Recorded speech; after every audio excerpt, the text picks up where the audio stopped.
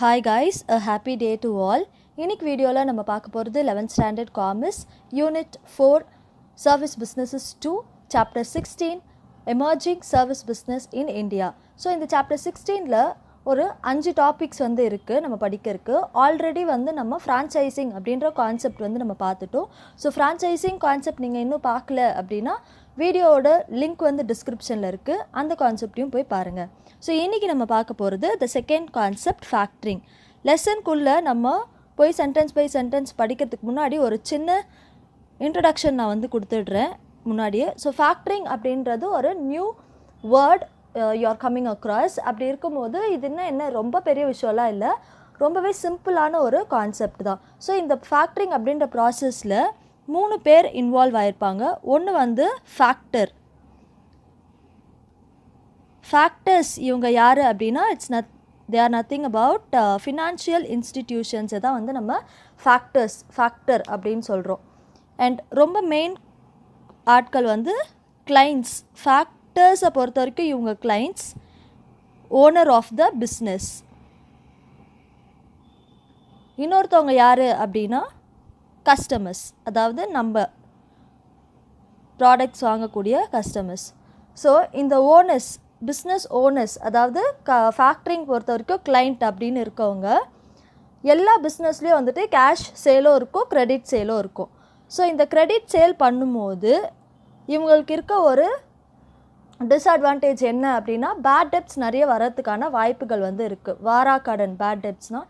So அந்த கடன் எல்லாம் திருப்பி வாங்குறது ரொம்ப கஷ்டப்படுவாங்க. இந்த மாதிரி இருக்கும்போது ஃபேக்ட்ரிங் அப்படின்ற ப்ராசஸ் கிட்ட இந்த கஸ்டமர் வாங்கின கிரெடிட் பர்ச்சேஸோட பில்ஸ் ரிசீவபிள், நம்மளுக்கு பணம் வர வேண்டி இருக்குது அப்படின்னு இந்த கிளைண்ட்ஸுக்கு இருக்கக்கூடிய பில்ஸ் ரிசீவபிளை டிஸ்கவுண்ட்டுக்கு இந்த ஃபேக்டர்ஸ் கிட்ட கொடுத்துடுவாங்க. யார் அப்படின்னா கிளைண்ட்ஸு. கொடுத்துட்டு இந்த ஃபேக்ட்ரிங் பண்ணுற இந்த ஃபினான்ஷியல் இன்ஸ்டிடியூஷன்ஸ் என்ன பண்ணுவாங்க அப்படின்னா இவங்களுக்கு அந்த பில்லை வச்சு ஒரு பர்சன்டேஜ் வந்துட்டு அமௌண்ட் வந்து அட்வான்ஸாக கொடுப்பாங்க. ஆஃப்டர் கஸ்டமர் பேயிங் தேர் டெப்ட், கஸ்டமர் அவங்களோட கடனை கொடுத்ததுக்கப்புறம் இந்த ப்ராசஸ் வந்து எண்டுக்கு வந்துடும். ஸோ அந்த அட்வான்ஸ் கொடுத்தாங்க இல்லையா ஃபேக்டர்ஸ், அவங்க வந்து அவங்களுடைய அமௌண்ட்டை எடுத்துக்கிட்டு மிச்ச அமௌண்ட்டை யார்கிட்ட கொடுப்பாங்க அப்படின்னா கிளைண்ட்ஸ் கிட்ட கொடுப்பாங்க. இது இன் ஜென்ரலாக உங்களுக்கு தெரிய வேண்டிய ஒரு விஷயம். இப்போ நம்ம உள்ளே போய் சென்டென்ஸ் பை சென்டென்ஸ் படித்தோம் அப்படின்னா இன்னும் உங்களுக்கு ரொம்ப கிளியராக புரியும். So first introduction. Firm sells goods on cash and credit basis. When goods are sold on credit basis, bills are drawn on the buyer by the seller. So goods credit வாங்கும்போது seller என்ன பண்ணுவாங்க அப்படின்னா bills வந்து கொடுப்பாங்க, நீங்கள் வந்து இவ்வளோ பே பண்ணணும் அப்படின்னு சொல்லி. In case of small and medium businesses, a considerable part of their working capital is tied down in bills receivable. So ஒரு சின்ன தொழில் பண்ணுறவங்க கிட்ட வந்துட்டு அவங்களோட பில்ஸ் ரிசீவபிள்ஸை தான் வந்துட்டு அவங்களோட டே டு டே ஒர்க்கிங் கேபிட்டலாக வந்து வச்சுருப்பாங்க. இப்போ வந்து ஒரு பில்லில் வந்து ஒரு 10,000 வர வேண்டியது இருக்குது அப்படின்னா அந்த 10,000 தான் அவங்களோட ஒர்க்கிங் கேபிட்டலாக இருக்கும். டே டு டே அவங்க பிஸ்னஸை ரன் பண்ணக்கூடியதுக்கான ஒரு கேஷாக இருக்கும். The liquidity position of the firm is affected and this hinders the smooth functioning of the business. இப்போ அந்த காசு வரல, அந்த பில்ஸ் ரிசீவபிள் வரல அப்படின்னா கம்பெனியோட லிக்விடிட்டி பொசிஷன் அப்படின்னா the ability of a company to raise cash when it needed. எப்போல்லாம் அவங்களுக்கு கேஷ் தேவைப்படுதோ அப்போல்லாம் கேஷ் ரைஸ் பண்ணக்கூடிய அந்த எபிலிட்டியை தான் வந்து லிக்விடிட்டி அப்படின்னு சொல்கிறோம். இந்த லிக்விடிட்டியே 2 டைப்பாக இருக்குது. ஒன்று வந்து கன்வெர்ட்டிங் அசட் இன்டு கேஷ், அசட்டை வந்து கேஷாக கன்வெர்ட் பண்ணுறது, சொத்துக்களை விற்று கேஷாக ஆக்கிறது. இன்னொன்று வந்து டெபிட் கெப்பாசிட்டி. இந்த டெபிட் கெப்பாசிட்டி தான் நம்ம இங்கே பேசுகிறோம். Debit capacity ability to rice cash through new debts. இவங்களுக்கு வர வேண்டிய கடன்களை வச்சு இவங்களுடைய கேஷை வந்து ரைஸ் பண்ணுவாங்க, டே டு டே ஒர்க்கிங்க்கு தேவைப்படக்கூடிய கேஷை. ஸோ இப்படி இந்த பில்ஸ் ரிசீவபிள் வரக்கூடிய அமௌண்ட் வரல அப்படின்னா இது எதை அஃபெக்ட் பண்ணும் அப்படின்னா இவங்களுடைய லிக்விடிட்டி பொசிஷனை வந்து அஃபெக்ட் பண்ணும். அண்ட் அது எதுக்கு ஒரு தடையாக இருக்கும் அப்படின்னா பிஸ்னஸோட ஸ்மூத் ஃபங்க்ஷனிங்க்கு ஒரு பெரிய தடையாக இருக்கும். ஹிண்டர்ஸ்னால் தடை. In order to overcome this hurdle, இந்த தடைகளை ஓவர் கம் பண்ணி வரத்துக்காக factoring as a service has emerged. Factoring அப்படின்ற சர்வீஸ் வந்து வந்துச்சு. ஸோ இதுதான் வந்து introduction. Next meaning and definition. Factoring is derived from a Latin word Phaser, which means to make or to do. To make or to do, இதுதான் வந்து இந்த வார்த்தையோட meaning. Factoring is an arrangement wherein the trade debts of a company are sold to the financial institutions at discount. So trade டெப்ட் அதாவது அவங்களுக்கு வரக்கூடிய bills receivable bills வந்துட்டு என்ன பண்ணுவாங்க அப்படின்னா ஃபினான்ஷியல் இன்ஸ்டிடியூஷனுக்கு கம்பெனி வந்துட்டு சேல் பண்ணிடுவாங்க ஃபார் அ டிஸ்கவுண்ட். சேல் பண்ணி முடிச்சதுக்கப்புறம் என்ன நடக்கும் அப்படின்னா the factor is an agent who buys the accounts receivable. கம்பெனிக்கு வரக்கூடிய அக்கௌண்ட்ஸ் ரிசீவபிளை வாங்கிடுவாங்க. இவங்க வந்து ஒரு ஏஜென்ட், ஃபேக்டருன்றவங்க ஒரு ஏஜென்ட். அந்த பில்ஸ் ரிசீவபிள் டெப்டார்ஸ் கொடுக்க வேண்டிய அமௌண்ட் பில்ஸ் ரிசீவபிள் இதுதான் of a firm and provides finance to the firm to meet its working capital requirement. அதை வாங்கிட்டு அதை ஒரு செக்யூரிட்டி மாதிரி வாங்கிட்டு என்ன பண்ணுவாங்க அப்படின்னா ஃபினான்ஸ் வந்து ப்ரொவைட் பண்ணுவாங்க. The main advantage of factoring is that small or big business firm receives short-term finance, அதாவது working capital to meet out day-to-day payments. So இந்த மாதிரி பண்ணுறதுனால அவங்களோட day-to-day activities நல்லா ஸ்மூத்தாக ரன் ஆகும். அவங்களோட ஒர்க்கிங் கேபிட்டல் வந்து இவங்க அரைஸ் பண்ணுவாங்க. இதுக்கு பேர் வந்து ஷார்ட் டேர்ம் ஃபினான்ஸ். பேங்க்கில் போய் நம்ம எப்படி லோன் வாங்குவோம், பெரிய செக்யூரிட்டி கொடுத்து வீட்டோட டாக்குமெண்ட்ஸ் ஜுவல் இதெல்லாம் கொடுத்து எப்படி நம்ம லோன்ஸ் வாங்குகிறோமோ அதே கான்செப்ட் தான். பில்ஸ் வரக்கூடிய எனக்கு வந்து நாளைக்கு இவங்க பேமெண்ட் பண்ணணும், ஆனால் இன்றைக்கி என்னோடய கம்பெனியில் அர்ஜென்ட்டாக பணம் தேவைப்படுது அப்படின்னு இருக்கும்போது இந்த ஃபினான்ஷியல் இன்ஸ்டிடியூஷன்ஸ் அப்படின்றவங்க ஒரு ஏஜெண்ட்டாக இருந்து பில்ஸ் ரிசீவபிளை வாங்கிட்டு அதுக்கப்புறம் இவங்களுக்கு ஃபினான்ஸ் வந்து கொடுப்பாங்க. ஸோ இதுதான் வந்து concept. In report submitted to the Reserve Bank of India, Mr. C.S. Kalyana Sundaram defines, இவர் தான் வந்து டெஃபினிஷன் கொடுத்துருக்காரு ஃபேக்டரிங்க்கு, as a continuing arrangement under which a financial institution, இது வந்து ஒரு continuing arrangement எங்கே அப்படின்னா financial institution assumes the credit and collection functions for its clients. So எவ்வளோ கிரெடிட் இருக்குது எவ்வளோ கடன் இருக்குது அப்படின்னு பார்த்துட்டு அந்த கடனை கலெக்ட் பண்ணக்கூடிய ஒரு ஃபங்க்ஷன். பர்ச்சேஸ் ரிசீவபிள்ஸ் சும்மாலாம் கொடுக்க மாட்டாங்க, அவங்கக்கிட்ட இருக்க பில்ஸ் ரிசீவபிள்ஸை வாங்கிட்டு as they arise with or without recourse, இது என்னென்னு நான் அப்புறம் சொல்கிறேன், இப்போ போக நம்ம பார்ப்போம். With or without recourse for credit loss, that is the customers financial inability to pay and maintain the sale ledger. இவங்க வந்து காசு மட்டும் கொடுக்கறது இல்லாமல் கிரெடிட் மட்டும் கொடுக்கறது இல்லாமல் சேல்ஸ் லெட்ஜரையும் வந்து மெயின்டைன் பண்ணுவாங்க. ஏன்னா எவ்வளோ பில்ஸ் ரிசீவபிள் வாங்கியிருக்காங்க, ஒரு கிளைண்ட் மட்டும் இருக்க மாட்டாங்க, நிறைய ஓனர்ஸ் கிட்ட வந்து இவங்க வந்து பில்ஸ் ரிசீவபிள் வாங்குவாங்க. அப்படி இருக்கும்போது ஒரு கம்பெனிக்கும் ஒரு சேல்ஸ் லெட்ஜர் வந்து வச்சுருப்பாங்க. எவ்வளோ பில்ஸ் ரிசீவபிள் வாங்கியிருக்காங்க, எவ்வளோ கிரெடிட் கொடுத்துருக்காங்க, இன்னும் அவங்களுக்கு எவ்வளோ போய் சேரணும், இவங்களுக்கு எவ்வளோ பர்சன்டேஜ் கமிஷன் வரணும், இது எல்லாத்தையும் மெயின்டைன் பண்ணுறதுக்கு சேல்ஸ் லெட்ஜர் வச்சுருப்பாங்க. Attends to other book keeping duties relating to such accounts, இவங்களோட இந்த அக்கௌண்ட்ஸ் ரிலேட்டடாக என்னென்ன புக் கீப்பிங்ஸ் இருக்கோ எல்லாத்தையும் வந்து இவங்க ப்ராப்பராக மெயின்டைன் பண்ணுவாங்க. அண்ட் பெர்ஃபார்ம்ஸ் அதர் அலெக்சரி டியூட்டிஸ், மற்ற எல்லா வேலைகளையும் கூட இவங்க வந்து செஞ்சு கொடுப்பாங்க. அட்வைசஸ் அதெல்லாம் வந்துட்டு இப்போ நம்ம போக பார்ப்போம். ஸோ இதுதான் வந்து டெஃபினிஷன். நெக்ஸ்ட்டு த factoring regulation act 2011. So 2011 factoring regulation act வந்திருக்கு. The registration of factors and regulating the assignment of receivables and associated obligations.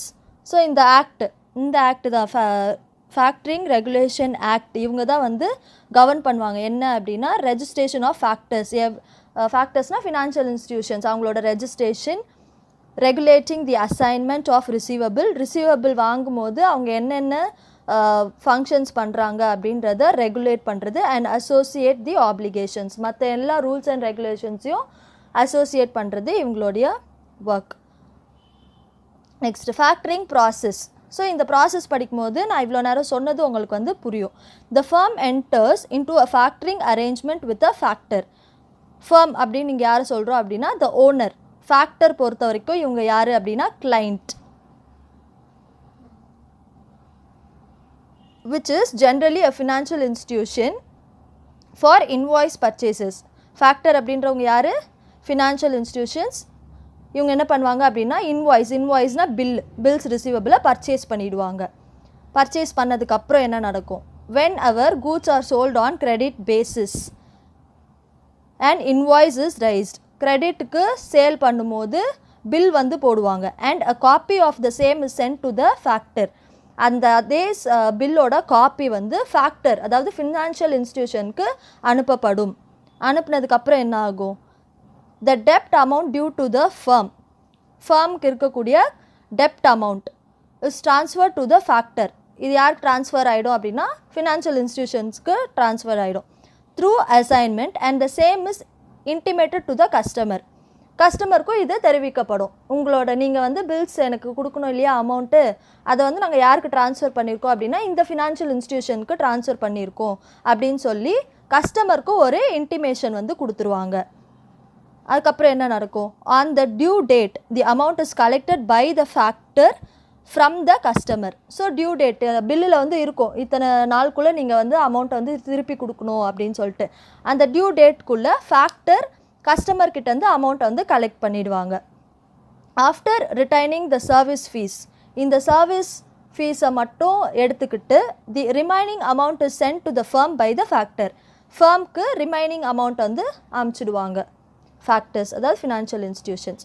So இந்த டயக்ராம் பார்த்தீங்கன்னா இன்னும் உங்களுக்கு கிளியராக புரியும். நான் ஸ்டார்டிங்கில் உங்களுக்கு போட்டு காமிச்சல அதுதான். ஃபேக்டர் இருக்காங்க, கிளைண்ட் அண்ட் கஸ்டமர். ஸோ ஃபேக்டர்கிட்டேருந்து ஃபஸ்ட்டு கிளைண்ட்டுக்கிட்டேருந்து சப்மிட் பண்ணுறாங்க, சப்மிட் இன்வாய்ஸ் காப்பி. அதுக்கப்புறம் பேமெண்ட் அப் டு 80% இனிஷியலாக இவங்களுக்கு ரொம்ப காசு தேவைப்படுது கிளைண்ட்டுக்கு அப்படின்னா இங்கேருந்து போகுது 80% கேஷ் வந்து போகுது.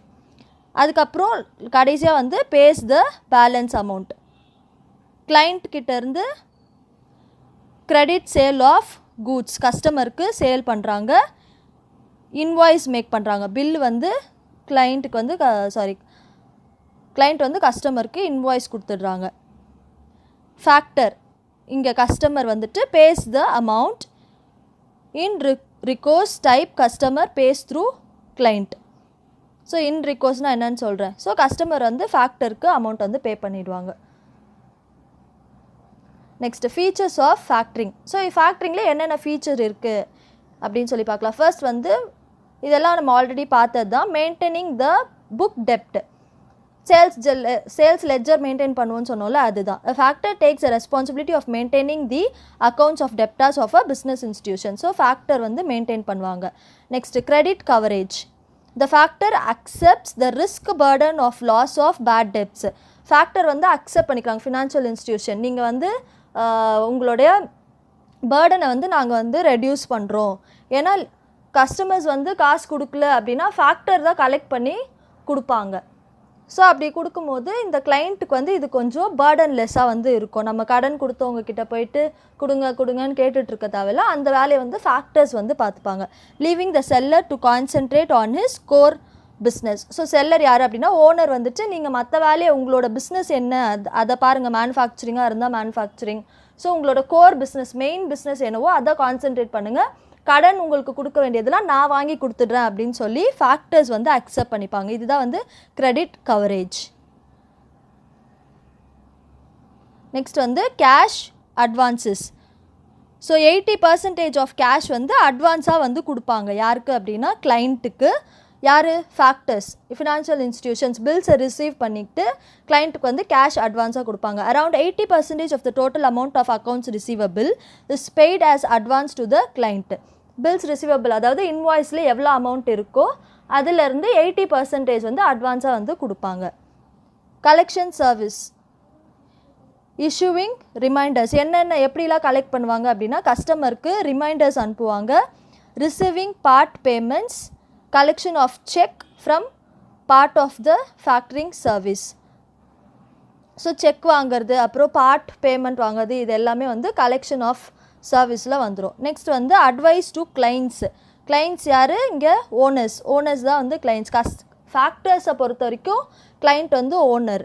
ஸோ அப்படி இருக்கும்போது அட்வைஸ் வந்து கொடுப்பாங்க. எதை வச்சு அப்படின்னா இதுக்கு முன்னாடி கடன் வாங்கியிருக்காங்களே டெப்டாஸு அவங்க வந்து ரெகுலராக பே பண்ணியிருக்காங்களா அப்படின்றது ஃபேக்டர்ஸ்க்கு தான் தெரியும், ஃபினான்ஷியல் இன்ஸ்டிடியூஷன்ஸ்க்கு தான் தெரியும். ஏன்னா கலெக்ஷன் ப்ராசஸ் யார் பண்ணுறா அப்படின்னா ஃபேக்டர்ஸ் தான் பண்ணுறாங்க. அப்படி இருக்கும்போது அந்த ஒரு பேஸ் வச்சு நீங்கள் வந்து இவங்களுக்கு கடன் கொடுங்க, இவங்களுக்கு கொடுக்காதீங்க, இதுக்கு முன்னாடி இவங்க வாங்கின கடனை இவ்வளோ லேட்டாக கொடுத்துருக்காங்க அப்படின்ற அந்த பேஸ் எல்லாம் வந்து நல்லா அனலைஸ் பண்ணிவிட்டு அந்த கஸ்டமரோட கிரெடிட் வர்த்தினஸை வந்து இவங்க ஒரு அட்வைஸ் மாதிரி கிளைண்ட்ஸ்க்கு வந்து கொடுப்பாங்க, ஓனர்ஸ்க்கு வந்து கொடுப்பாங்க. From the past history of the debtor the factor is able to provide advices regarding the credit worthiness of a customer, perception of customer about the product of clients. So clients oda products avangaloda products oda perception, customer ku enna perception irukku அப்படின்றதையும் யார் சொல்வா அப்படின்னா இந்த factoring factors வந்து சொல்லுவாங்க.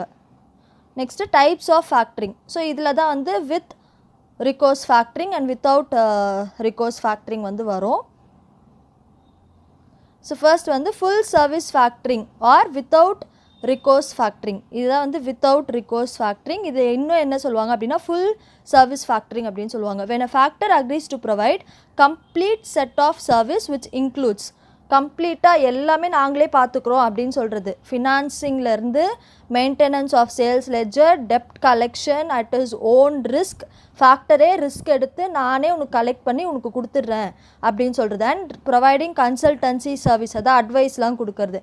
And when necessary, எப்போல்லாம் தேவையோ அப்போல்லாம். It is called full service factoring. இது வந்து ஒரு ஃபுல் பேக்கேஜ். ஸோ இவங்க காசு வந்து கஸ்டமர் கொடுக்கலனா கூட ரிஸ்க் யாருக்கு அப்படின்னா ஃபேக்டருக்கு தான் வந்து ரிஸ்க் அதிகம். with recourse factoring இங்கே வந்துட்டு when a factor does not undertake credit risk, factor வந்து என்ன பண்ணுவார் அப்படின்னா credit risk எடுக்க மாட்டார். it is known as with recourse factoring. in case the debtor fails to make the payment, debtor payment பண்ணல on due date அப்படின்னா it is assigned back to the firm by the factor.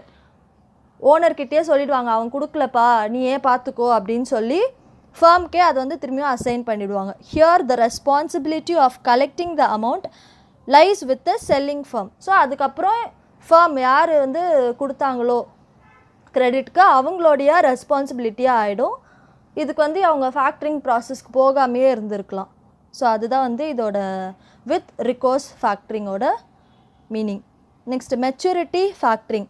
In this type the factor agrees to finance the firm only after collecting the amount on the maturity of the debtor. இது எப்படி அப்படின்னா நான் first உனக்கு வாங்கிட்டேன், உன்னோட காசை வாங்கிட்டு அதுக்கப்புறம் உனக்கு வந்து நான் கொடுக்குறேன் அப்படின்றது தான் வந்து இந்த மெச்சூரிட்டி ஃபேக்டரிங்கோட மீனிங். ஸோ ஃபஸ்ட்டு வந்து அந்த பில் வந்து மெச்சூரிட்டி ஆகணும், டியூ டேட் ஆகிட்டு அதுக்கப்புறம் அந்த காசை வந்துட்டு ஒரு பர்சன்டேஜ் கமிஷன் இவங்க ஃபேக்டரிங் பண்ணுறவங்க எடுத்துக்கிட்டு மிச்சத்தை வந்து என்ன பண்ணுவாங்க அப்படின்னா ஓனர்ஸ்க்கு வந்து செட்டில் பண்ணுவாங்க. ஸோ இதுதான் வந்து maturity factoring.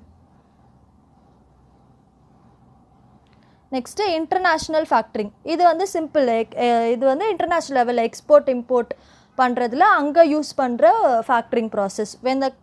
when the claims of the exporter are assigned to the financial institution and the finance is advanced on the basis of export invoice. இது வந்து இன்டர்நேஷ்னல் எக்ஸ்போர்ட் பண்ணும்போது அங்கே கொடுக்குற பில்ஸ் அதை வச்சு ஃபேக்டரிங் பண்ணுறது இன்டர்நேஷ்னல் ஃபேக்டரிங். சேம் ப்ராசஸ் தான், லோக்கல் லெவலில் இல்லாமல் இன்டர்நேஷ்னல் லெவலில் இருக்கும். The factoring process involving the client firm, client firm இருக்கும், ஃபேக்டர் இருப்பாங்க, கஸ்டமர் இருப்பாங்க. இது மூணும் சேர்ந்தது தான் factoring process. So next factoring versus forfeiting. Forfeiting is defined as a non-recourse purchase by the bank or any other financial institution of receivable arising from an export of goods and services. So forfeiting அப்படின்னா வந்துட்டு என்ன சொல்கிறாங்க அப்படின்னா இது வந்து same purchase by the bank or financial institution. ரெண்டு பேரும் என்ன பண்ணுவாங்க அப்படின்னா ரிசீவபிள்ஸை வந்து பர்ச்சேஸ் பண்ணிப்பாங்க, அக்கௌண்ட்ஸ் ரிசீவபிள்ஸை பர்ச்சேஸ் பண்ணிவிட்டு arising from the export of goods and services, வெறும் எக்ஸ்போர்ட் பண்ணுற அந்த கூட்ஸ் அண்ட் சர்வீஸோட பில்ஸ் ரிசீவபிள்ஸை மட்டும் ரிசீவ் பண்ணுவாங்க. இதுதான் வந்து forfeiting. Examples of factoring in India. So இந்தியாவில் யார் யார் ஃபேக்டரிங் பண்ணிகிட்ருக்காங்க அதோட example can bank factor limited, SBI global. So இதெல்லாம் எக்ஸாம்பிள் தான். IFCI factors limited, export credit guarantee corporation of India, small industry development bank of India. இவங்கெல்லாம் வந்து examples of factoring. Next conclusion. Factoring helps smooth running of business. ஃபேக்ட்ரிங் பண்ணுறதுனால business ஸ்மூத்தாக வந்து run ஆகும். By getting short term credit from the financial institutions. Clients என்ன பண்ணுவாங்க அப்படின்னா அவங்களோட பில்ஸ் ரிசீவபிளை வச்சு ஷார்ட் டேர்ம் கிரெடிட் வந்து வாங்கிப்பாங்க, ஃபினான்ஸ் வந்து வாங்கிப்பாங்க from financial institution against accounts receivable. Forfeiting is a variation of factoring with focus on international exports. So ஃபேக்ட்ரிங்னு சொல்லாமல் forfeiting அப்படின்னு சொல்கிறோம். எது அப்படின்னா இன்டர்நேஷ்னல் எக்ஸ்போர்ட்ஸ், அந்த பில்ஸ் ரிசீவபிளை வாங்கி அமௌண்ட் வந்து கொடுக்கறது. சேம் ப்ராசஸ் தான், ஆனால் பேர் தான் வந்து மாறுது இன்டர்நேஷ்னல் எக்ஸ்போர்ட்டுன்றதுனால. ஸோ இதுதான் வந்து ஃபேக்ட்ரிங்கோட எக்ஸ்ப்ளனேஷன். ஸோ இந்த வீடியோ உங்களுக்கு புரிஞ்சுது, கான்செப்ட் அண்டர்ஸ்டாண்ட் பண்ணிங்க அப்படின்னா please do share the video with your friends and subscribe the channel for more videos. Thank you guys, have a happy day.